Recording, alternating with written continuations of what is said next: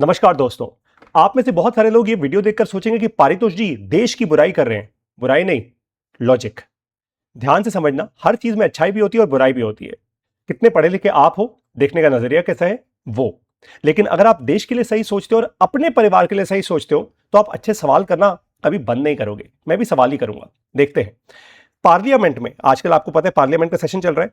Ministry of education ने एक data रखा। उन्होंने कहा कि पिछले for the single academic year 25-26 पिछले एक साल में, वैसे ये 3 साल का डेटा है टोटल, बट पिछले एक साल में एआईसीटीई ने बोला है कि प्रोग्रेसिव क्लोजर हुआ है 58 इंजीनियरिंग और टेक्निकल कॉलेजेस का।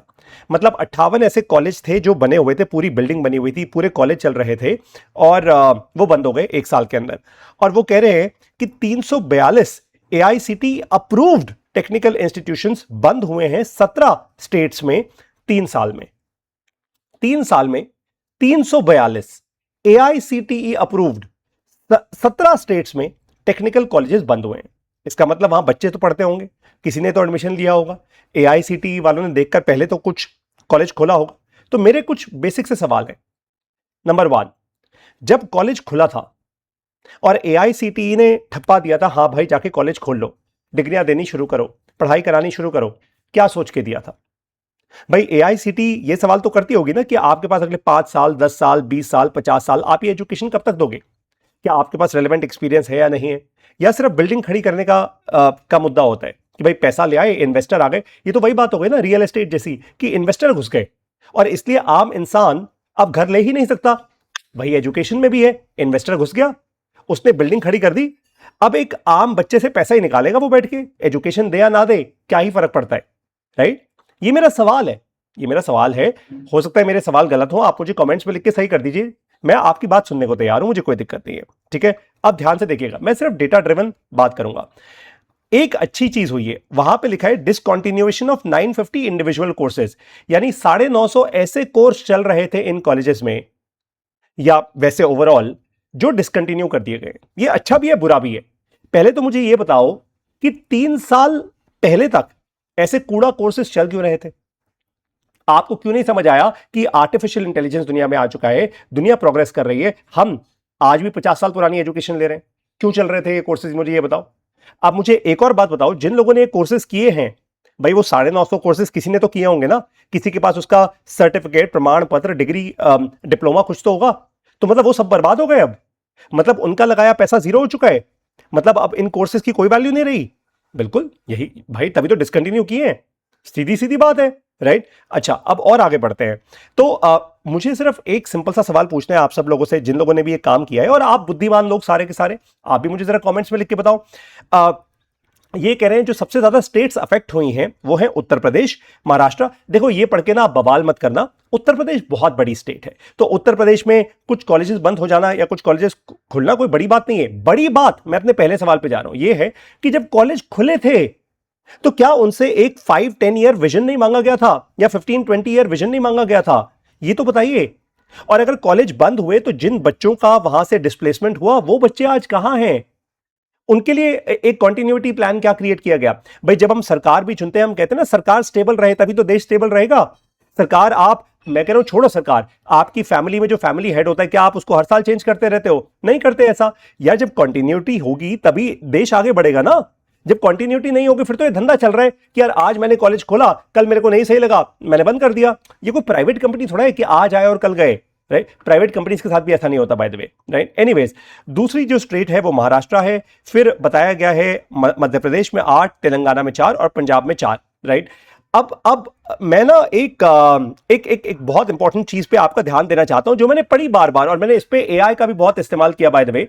Protection for enrolled students. भाई मेरा सवाल था कि चलो कॉलेज बंद हो गया, अच्छा जी कॉलेज बंद हो गया, वेरी गुड, लेकिन जो बच्चे उस कॉलेज में थे उनका क्या हुआ? वो बच्चे क्या करेंगे अब आगे जाके? क्या उनके माँ बाप की इन्वेस्टमेंट बर्बाद चली गई? क्या सारे के सारे लोन्स खराब चले गए? मतलब क्या हुआ, उनका क्या होगा?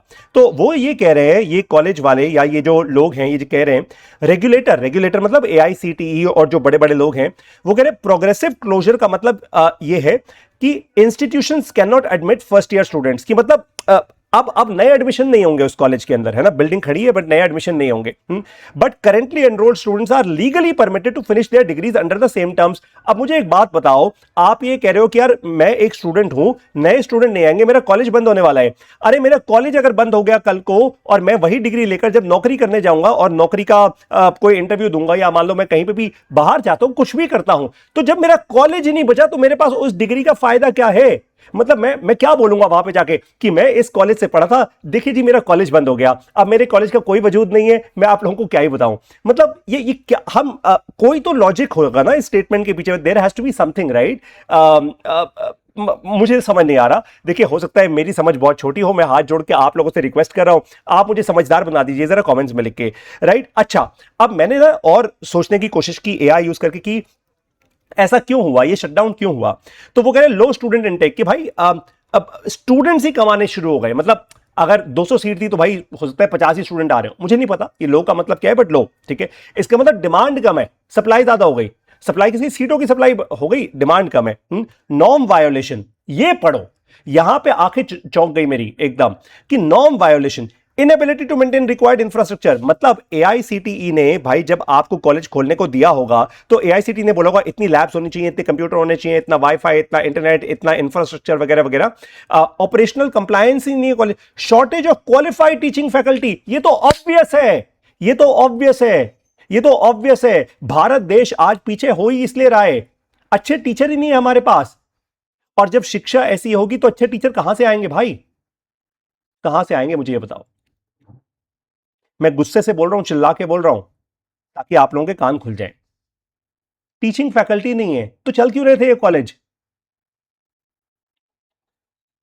लेकिन अब आप में से कुछ लोग बोलेंगे भारत भारत भारत, अरे कैसे बनेगा भारत? और आप बोल दो कि पारितोष देशद्रोही है, ऐसी बातें कर रहे हैं। आंखें खोलो और मुझे बताओ कैसे चलेगा देश। उसके बाद एक बात दी गई है, शिफ्टिंग प्रेफरेंसेस। कह रहे हैं students increasingly favour high demand specialisation such as computer science and AI. और इन कॉलेजेस में वो पढ़ाई थी नहीं, लेगेसी प्रोग्राम चल रहे थे, पुअर प्लेसमेंट रिकॉर्ड्स, नौकरी नहीं मिल रही थी, पुराने प्रोग्राम चल रहे थे। कर क्या रहे थे ये? पहले क्यों नहीं जागे एआईसीटीई वाले? पहले क्यों नहीं ताले लगाए इन कॉलेजेस पे? और मैं तो कह रहा हूं छोड़ो एआईसीटीई वालों को, सबसे बड़े बेवकूफ अपने एक शर्ट प्रिंट कराओ, बोलो मैं बेवकूफ हूं। पता है किसके लिए? मैं माफी चाह के, माफी मांग के बोल रहा हूं ये बात। लेकिन पता है कौन लिखे? स्टूडेंट लिखे, मां बाप नहीं, स्टूडेंट। स्टूडेंट लिखे मैं बेवकूफ हूं, मैं जेनजी हूं, मैं बेवकूफ हूं। क्यों? तुम्हें दिख नहीं रहा था? कॉलेज में एडमिशन लेने से पहले पूछा नहीं था कि इस प्रोग्राम का फ्यूचर क्या है? कॉलेज में एडमिशन लेने से पहले पूछा नहीं था एचओडी कौन है इस कॉलेज का? मैं उनसे बात करना चाहता हूं पुराने स्टूडेंट्स का कि वो कॉलेज देखो, आजकल कॉलेज वाले एक ही चीज चमकाते हैं, 40 लाख की नौकरी, 30 लाख की नौकरी, 1 करोड़ की नौकरी। बकवास। एक की पोले खुल सकती है यहां पे बैठ के, अगर सारे कॉलेजेस पे आज कोर्ट केस कर दिया जाए तो। The fact is fairly simple, ये जो एजुकेशन का धंधा है इसने भारत देश को बर्बाद किया है। भारत देश में जो वन ऑफ द बिगेस्ट देशद्रोह जो हुआ है ना, वो एजुकेशन के नाम पे हुआ है। शिक्षा के इंस्टीट्यूशन से खराब किया है इस देश को। लाखों स्टूडेंट्स का क्या होगा? 0 बटा सन्नाटा होगा। ऐसे स्टूडेंट्स को कौन हायर करेगा? ढेला कोई नहीं करेगा। आपको पता है, अब बताता हूं कि मैंने पढ़ाना क्यों शुरू किया, मैंने क्यों अपना ये ऑनलाइन कोर्स लॉन्च किया और अपना ऑनलाइन स्कूल लॉन्च किया शून्य एआई के नाम से। क्योंकि मैं एआई सिखाता हूं, 2 साल से सिखाता आ रहा हूं, 5 साल से बिजनेस करना सिखाता आ रहा हूं। मुझे पता है इस देश में सिर्फ प्रैक्टिकल स्किल्स ही चलेंगी, और कुछ भी सीख लो बर्बाद है, बेकार है। अब तो मैं नहीं कह रहा, ये तो सरकार कह रही है, अब तो जागो। लेकिन आप में से बहुत अब भी नहीं जागेंगे। मैं तो कह रहा हूं भाई, ऐसी जैसे मैंने काली सी शर्ट पहनी हुई है ना, ये इसके ऊपर सफेद शब्दों से बड़ा बड़ा चिपकाओ, प्रिंट करवा लो, मैं जेंजी हूं, मैं बेवकूफ हूं, मैंने अपने माँ बाप का पैसा बर्बाद किया, मैंने अपने बाप ने मेरे लोन लिया, मेरी माँ ने अपने गहने बेचे होंगे, मैंने उनको तंग किया, और मैंने उनको स्ट्रेस में डाला, पता नहीं कैसे उन्होंने मेरी फीस दी, और मैं बेवकूफ निकला। शर्म करो। अब मैं माँ बाप के पास आ रहा हूं। माँ बाप, कब तक बहाने करते रहोगे यार कि हमें तो कुछ पता ही नहीं, हम तो पढ़े लिखे हैं ही नहीं? तो जाओ जाके फिर टाइम पास करो ना यार लाइफ में। बच्चे क्यों पैदा कर रहे हो अगर कुछ पता ही नहीं और पढ़े लिखे नहीं हो तो?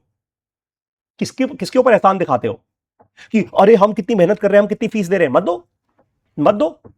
अरे बच्चे के लिए कुछ कर रहे हो तो पढ़ी लिखी बातें तो करो। आज तुम ऐसा कर रहे हो, कल को तुम्हारा बच्चा भी ऐसा ही करेगा। क्या देश बना रहे हो? आंखें बंद करके कहीं पे भी पैसा लगा देते हो। विकसित भारत बहुत दूर है। 2047 कहते हैं ना मोदी जी, बना लो 2070 तक भी बना लेना, बहुत दूर है विकसित भारत। और अगर विकसित बन गया ना, पता है कौन विकसित बनेगा? मैं बताता हूं विकसित कौन बनेगा। वो हम जैसे जो भारत का 1% है ना, आधा परसेंट 1% लोग, वो विकसित बनेंगे बस। बाकी भारत विकसित नहीं होगा। ये आधा परसेंट 1%, और फिर जो बाकी का भारत है ना, वो गाली देगा कि अरे ये बन गया अडानी, ये बन गया अंबानी। जिस दिन पारितोष शर्मा बन जाएगा ना, ये शर्मा बन गया, ये ब्राह्मण इतना बड़ा बन गया, ये हो गया, फिर जातिवादी चीजें आ जाएंगी सामने। कैसे बन गया, देश से ही तो पैसा बनाया वगैरह, फालतू की कहानी आ जाएंगी फिर उसके बाद। ये है देश। दोस्तों ऐसा है, आंखें खोल लो। यहां पे अगर अच्छी शिक्षा नहीं मिली ना, विकसित तो बहुत दूर की बात है, फालतू की कहानी है, फिर मार्केटिंग स्टंट है। और इसमें मोदी जी की कोई गलती नहीं है, बाय द वे इतना बता दूं। गलती आपकी और मेरी है कि हम ही आंखें नहीं खोल रहे। सामने गड्ढा और हम कह रहे अरे वाह गड्ढे में से डिग्री निकलेगी, आओ गड्ढे में गिर जाएं, सारे मिलकर गड्ढे में गिर रहे हैं। और सस्ता गड्ढा नहीं है, 5 लाख 6 लाख 10 लाख 20 लाख 25 लाख रुपए की फीस जा रही है। मेरा ये जो कोर्स है ना, एआई फाउंडेशन कोर्स, इसकी फीस बताऊं कितनी है? हजारों लोग पढ़ रहे हैं आज मुझसे, हजारों हजारों स्टूडेंट्स पढ़ रहे हैं दुनिया के 11 देशों में। बताता हूं इसकी फीस कितनी है। 1 महीने की 690 रुपए, 2 महीने की 1400 रुपए, 4 महीने के लिए कोर्स लेना है तो 2500 रुपए, 10 महीने की 5900 रुपए, 24 महीने की 10,700 रुपए। अरे तुम्हारे कॉलेज की पूरे 1 साल की फीस महीने की भी फीस से कम है ये। बात समझ आई? और मैं तो बहुत सारे लोगों को फोन पे ही मना कर देता हूं, मेरा कोर्स मत लो, आपके बस की बात नहीं होगी।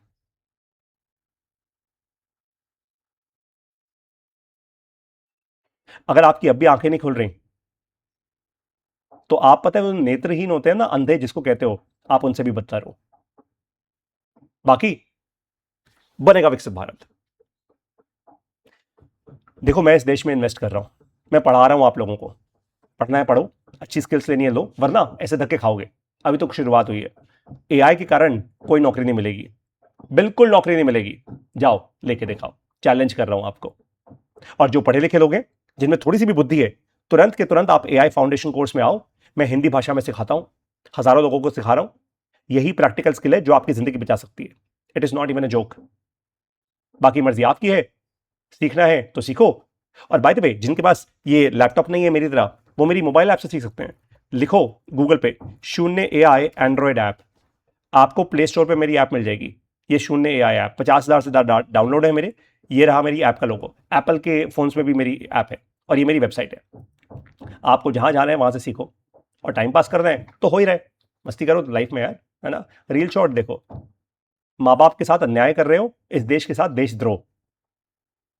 कमेंट्स में लिख के बताना, सच कहा या चुप गया। Best of luck.